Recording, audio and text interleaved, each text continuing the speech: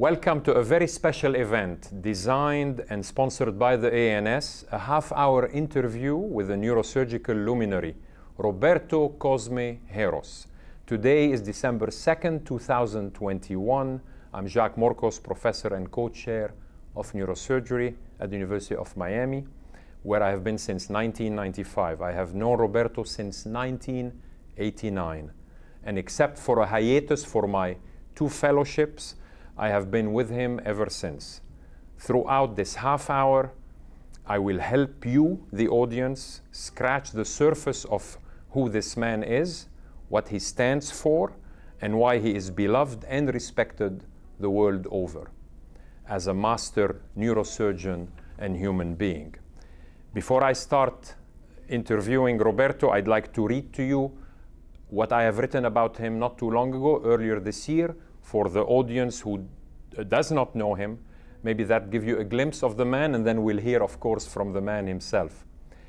As a fighting patriot, Dr. Roberto Heros braved his tumultuous world at the age of 18 with uncommon courage, grit, and conviction.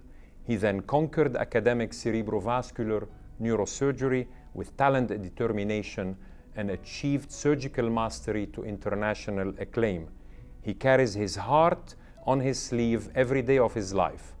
Born with supreme integrity, he never lost it, not through fame nor disappointments. A charismatic leader, he is the moral compass to each and all in our field.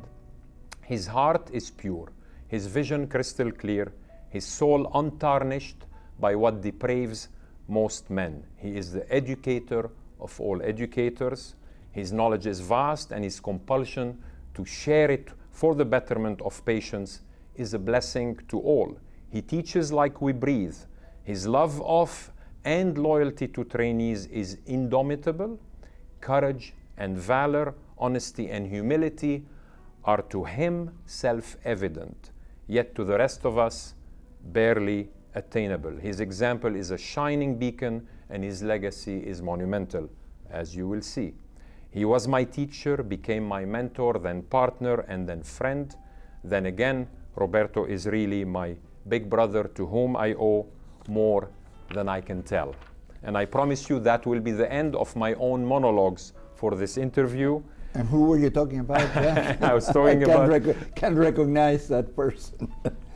So Roberto, I don't need to tell you what a pleasure it is to have you here. So I am going to get going with the first question to you. Is most neurosurgeons' transition from high school to college was likely celebrated with champagne, parties, leisure trips. You, on the other hand, chose to do it by waging a war to defend what you believed in Cuba. Tell us what it meant to you growing up in Cuba in the 40s and 50s, living through the communist Castro takeover, and then fighting as a paratrooper in, of course, the ill-fated Bay of Pigs. Well, you know, Cuba was a magnificent place in the 40s and the 50s. It was prosperous. My life was happy. I just had a blessed childhood and early adolescence. And until the day the world changed, is the way and I got that sentence from, that's not my words, but I read it in a book, the day the world changed. And it did change for me. It changed dramatically when Fidel Castro's revolution won and Fidel came to Cuba. I had a grandfather that was an intellectual, was really a very special person, very spoke 6, 7 languages and understood things in a way that is almost unbelievable. He could tell that these people were communists. He could tell the minute he saw them wearing their rosaries with a cross. He said, you know, that's to deceive us. These people are real communists. Now, my grandfather had read, you know, a lot of literature about communism, and he then made me read about communism. Even Mao's little red book. And so I, you know, as I said, my life changed immediately. I became, life was not fun anymore. It became serious. And the defining day for me was actually a day that my father was director of a children's hospital. He was a pediatrician, and he was director of a children's hospital. He spent his mornings there. He really enjoyed that job. And it actually cost him money because he had to leave much of his practice, go to his practice in the afternoon, so he was losing money, but he loved that job. And then a group of 4 or 5 milicianos, people with Castro, with the shaggy beards, dirty people, with their little machine guns, came in to his office, and I happened to be there, and say, well, let's see how much you stole. Let's see. Of course, I found nothing, but my father was a very peaceful, very lovely gentleman. I was not. I was a kind of a violent little big kid, and I felt that it was my duty to defend my father, and yet I did not. I was afraid of those, and did nothing and said nothing. And I then felt so bad and so guilty about not having taken up for my father and defending him that I just lost all sense of humor. If anybody talked to me about the revolution, in favor of the revolution, they had a fight in their hands. And so finally my friends convinced my father that I had to leave the country after one of those brawls with a pro-Castro individual, and hurt pretty badly. And the next morning I was out of Cuba. And then eventually I heard of the invasion, people being recruited to go and fight in Cuba. And of course I had no choice but to do that, I thought. So I did, and I've never been sorry that I did. I'm sorry we lost. That's right, that's right. Very sorry. And you've told me before, and maybe you can briefly tell us, because most of your compatriots, the Cubans, I guess, blamed JFK, John F. Kennedy, for the bad outcome. What are your views on that? I know you have some views. Well, I differ in that sense. I didn't, to be honest, 18 years old, I'm just a kid, and I thought that I could get hurt or killed, but I never thought we could lose. And but the reason I thought we couldn't lose is because I was sure that the Cuban people were going to help us and turn against Castro. So all I wanted from the United States is the opportunity to go there. I wanted, I was a paratrooper, I wanted a parachute that opened, and in fact mine did open, and a plane to get me there, and a weapon that worked. So that's what I wanted from the United States. So I have no right, I never felt that I had the right then to criticize Kennedy because he didn't give us air support and so forth, which indeed was part of the plan. He canceled it at the end, and that's why many Cubans resent Kennedy, because he changed the plans and canceled air support and so forth.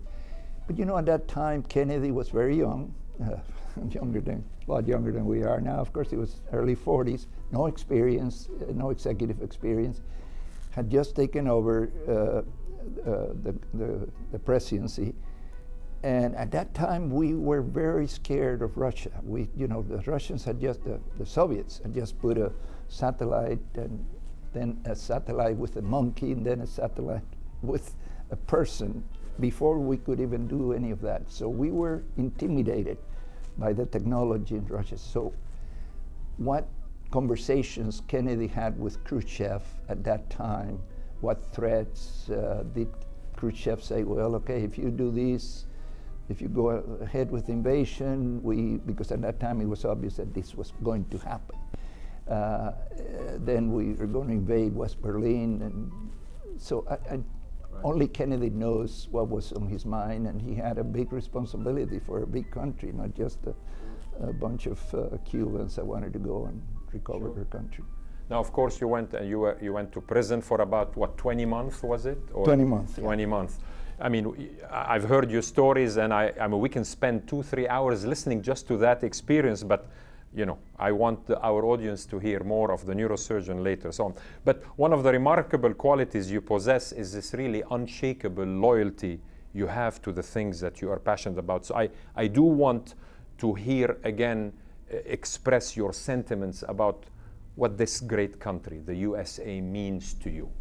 Yeah, well, I will try to say something about that with dry eyes. My eyes get wet still, when my son laughs at me, says, Dad, you're getting senile now. Babies cry and old people cry, and you cry, when I hear the national anthem and see the flag Even when I see the good guys in a movie win, if they're American soldiers winning, even though I know they won, they still get very. So with dry eyes now, I will try to tell you that there is no country like this country. I mean, you know, we fought world wars and won them, and what did we do? We gave them back, reconstructed the countries that we defeated.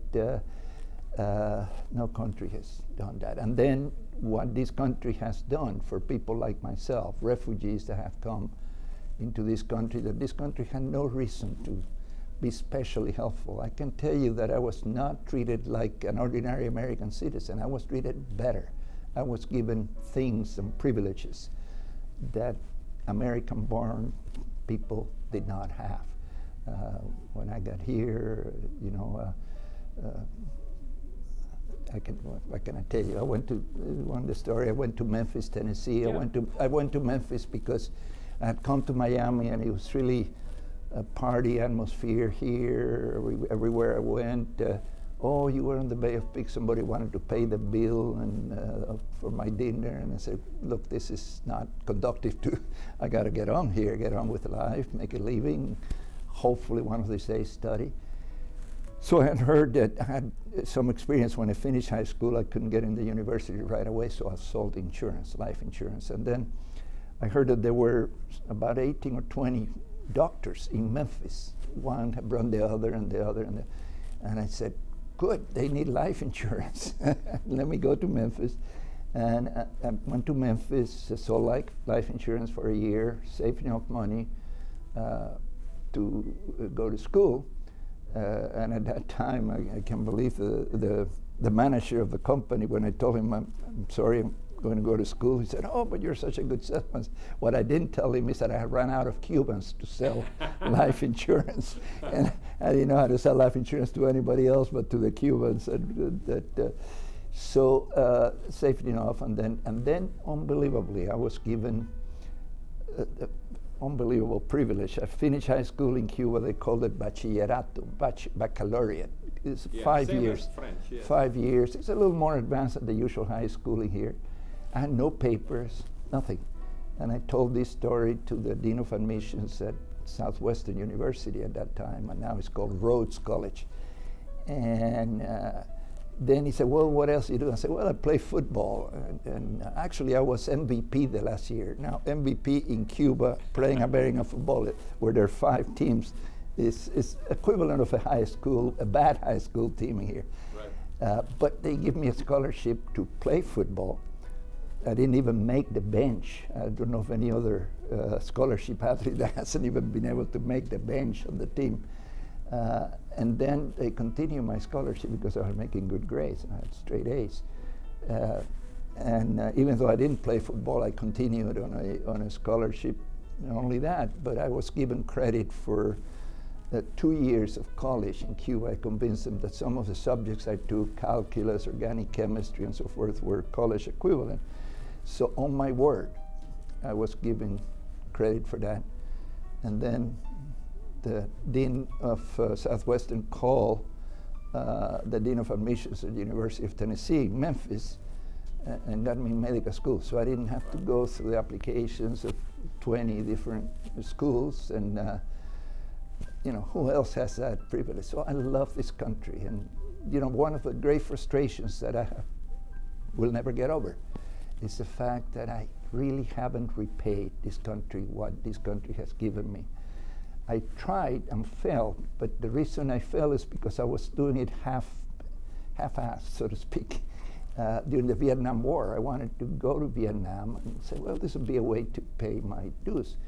But then instead of just going as a regular soldier, I said, but let me go as a doctor to make sure I don't get shot, and I will go as a doctor. So then I took an extra year of surgery, so I could go not only as a doctor, but as a partially trained surgeon. End story, the war was winding down, and I was stationed in Columbus, Ohio, and I never got to go to Vietnam. So that's probably the last opportunity I had to really pay back to this country. It's a great frustration that I haven't done it. I'm not worried about you not paying back. You've trained so many US neurosurgeons. I think you've paid more than your share of what And this country, of course, is very honored to have you.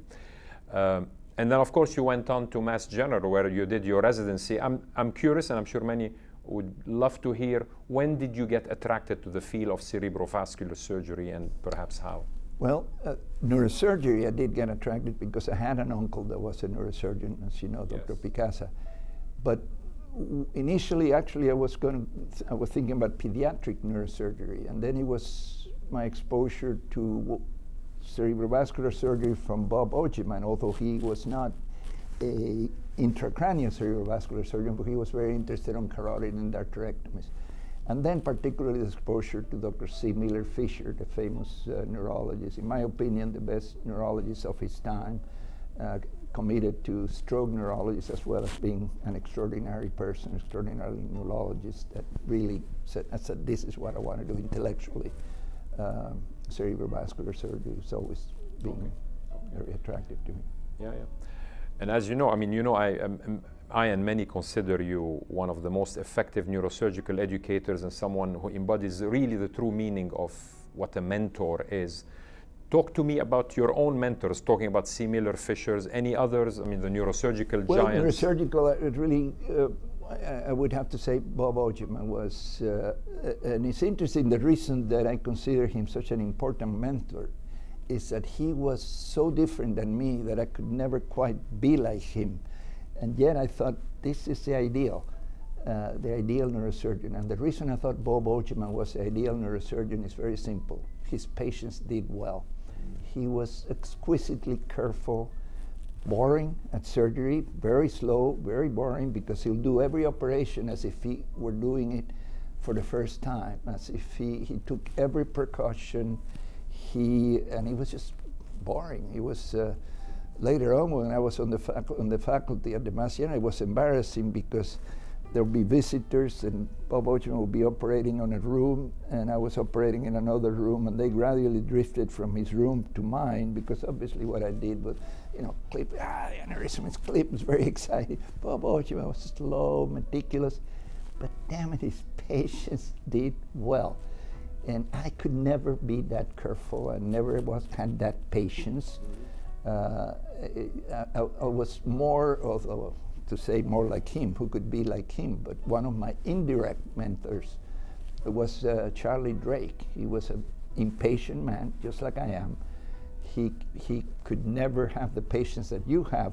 You're incredible. You can do cerebrovascular surgery and tumor surgery, which are very different. To do an acoustic requires infinite patience, which I don't have.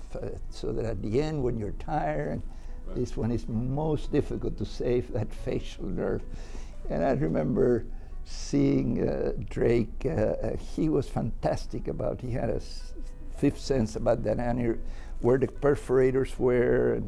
But he would come, the residents had everything exposed, he put the clip and he left, and I said, wow, this is but he was, but in an acoustic, I could tell watching his operations, and then his disc, he made a disc with audio and everything, and I could, of every operation, and I sit there listening, and the 3 times that I visit him, watching his tapes, and I could tell when doing an acoustic that he would say, damn, this is difficult. I could just tell the facial nerve was about to go.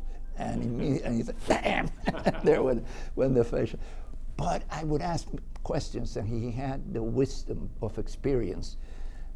And the reason is that he remembered his complications. He'd remember every complication he had.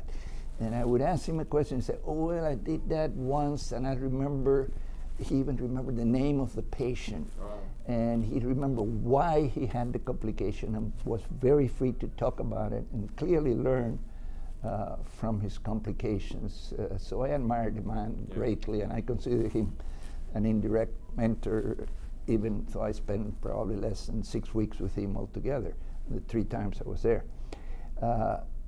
Of the direct mentors, the second one I mentioned, Bob Ojiman, but clear, C. Miller Fisher was spectacular teacher. He had the Socratic method of teaching, I remember we both worked late, and the Massiena and I would be making rounds, and I would see him on the floor, and I was tempted to ask him a question.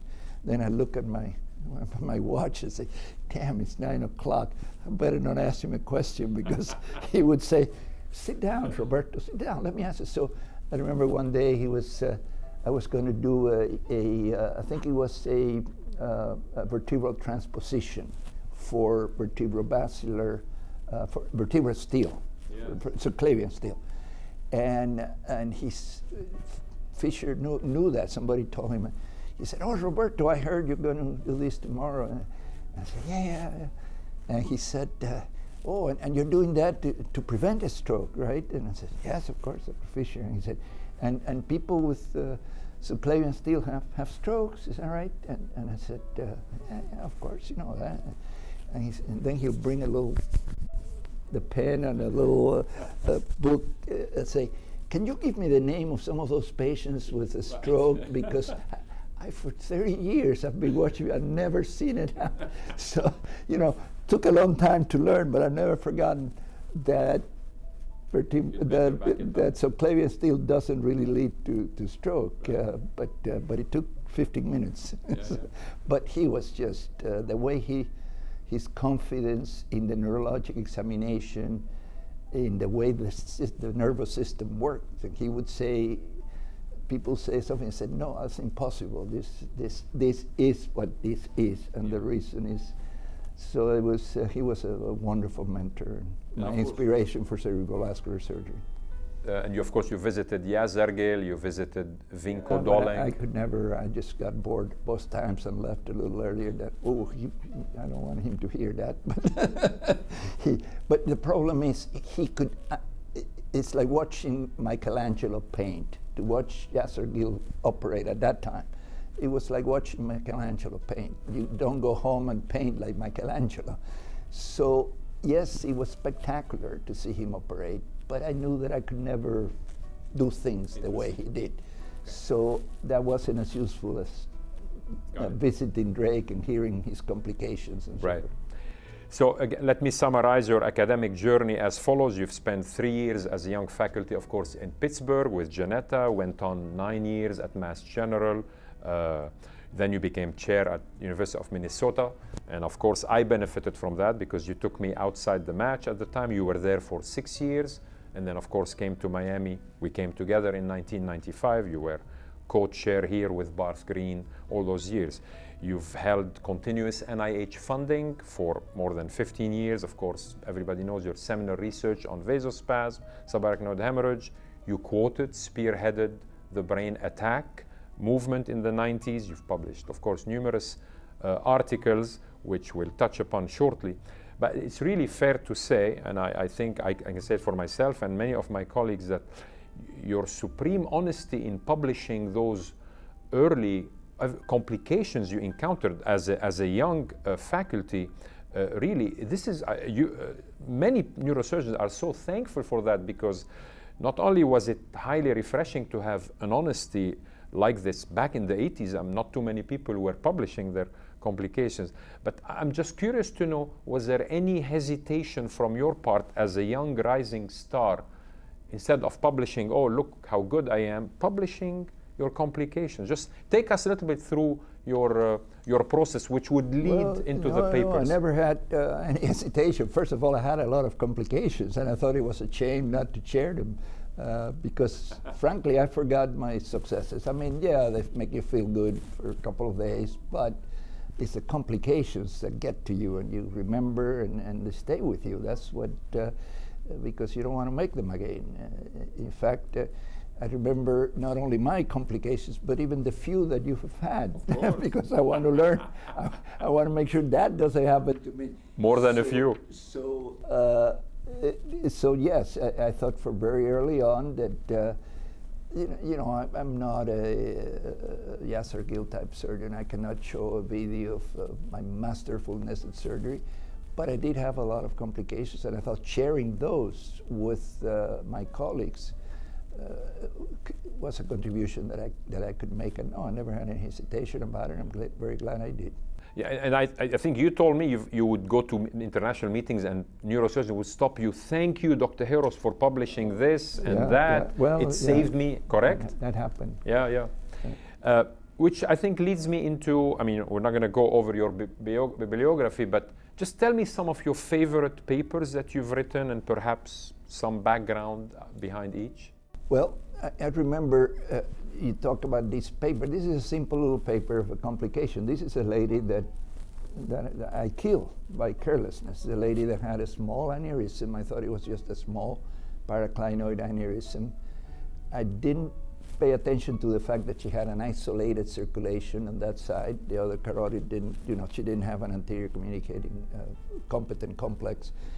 And I didn't do what I always did for larger paraclinoid aneurysms, which is to expose the carotid on the neck. So I was there to drill the anterior clinoid, as we usually do, and the thing exploded. The aneurysm exploded, and then I had to pack it. I didn't have the carotid exposed. The bleeding stopped. Turns out that I occluded the carotid. She had a major stroke and died. And on looking at that case again, I noticed that there was something unusual about that aneurysm, and that is that it pointed, as opposed to the usual ophthalmic aneurysms, or the point towards the optic nerve, this pointed laterally, kind of, and then it had a flat shape on the top. And then I look at the CT scan, and this is what really hurt about that case, that I looked retrospectively at the CT scan, and if you looked at the bone windows, there was a hole on the anterior clinoid. Eroded, yes. So as I was drilling the anterior clinoid, I drilled right into the aneurysm. I cannot imagine the I've had 4 or 5 people stop me in a meeting and tell me, thank you for writing that paper, because I recognize this, and that patient I could have killed just like you did your patient if you hadn't written that. So I mean, what could give you more pleasure than that? And then I wrote, a paper about the far lateral approach, and that was a result of a conversation with Drake. Dr. Drake told me, I don't have a solution for aneurysms at the origin of the basilar artery. I try to do them transorally, and they all die of meningitis. At that time, of course, we didn't know how to. And so I came back and said, well, there must be a way to get at it by just going a little more lateral than the usual. So, I worked it out and wrote that paper, and that's being a very useful paper. Then I wrote about combining the terminal approach with what I call the pretemporal approach for basilar aneurysms.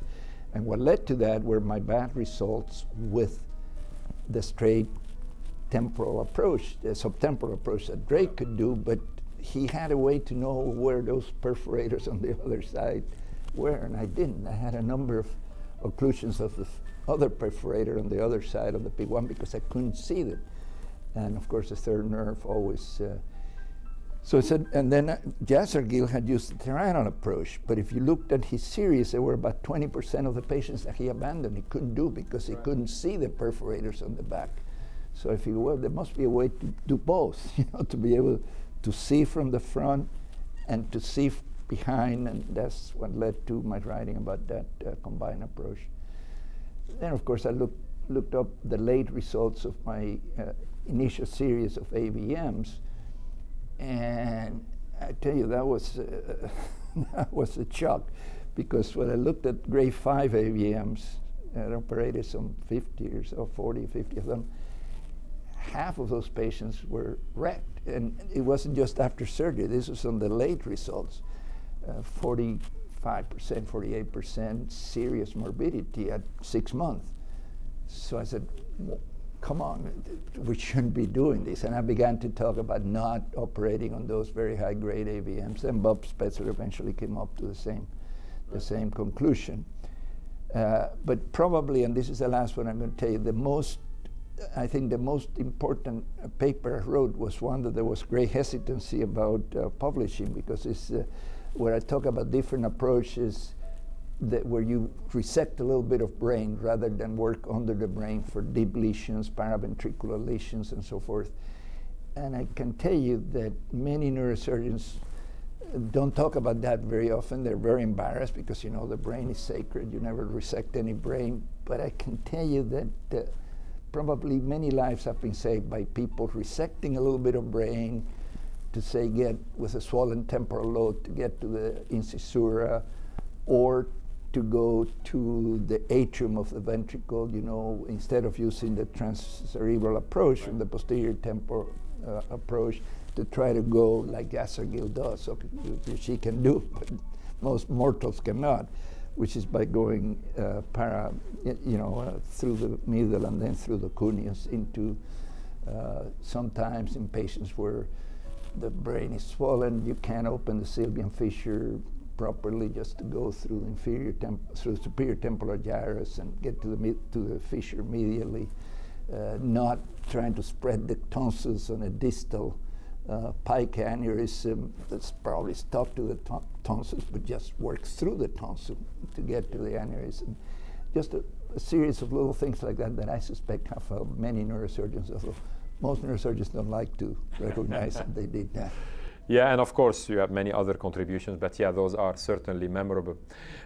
Moving on, Roberto, to organized neurosurgery, of course you've had numerous leadership positions. You were president of AANS, you were vice president of CNS, president of the American Academy of Neurosurgery, president of the WFNS Congress, where I was delighted to be your scientific committee chair, and many other positions you've had.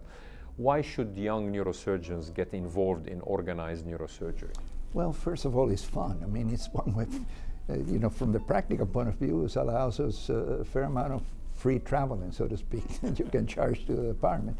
You meet great colleagues from not only around the country, from around the world. Some of my best friends in neurosurgery have come through my involvement with organized neurosurgery. And also it's kind of fun to have a little bit of executive responsibility as you assume these positions of responsibility with the national organizations, because we don't have much opportunity unless you're chairman of a department, to have true executive function, to talk about money and budgets and so forth. So for me, it's been, it's been one of the most fun and rewarding parts of my career. Now, maybe my last question, given the time constraint, Roberto, your clinical activities, of course, have gradually diminished naturally as you are nearing the wise old age of 80. Next September, you will turn 80.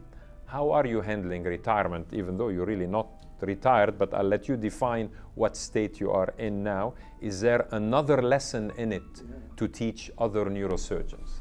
Well, I think that if you don't have a hobby, and there are about 4 hobbies only that really are worthwhile, and I have none of them. You could be a golfer. That's, leads to a good retirement in a golfer community. Or you could be a fly fisherman, make little flies and fish. A lot of people have been very happy in retirement doing that.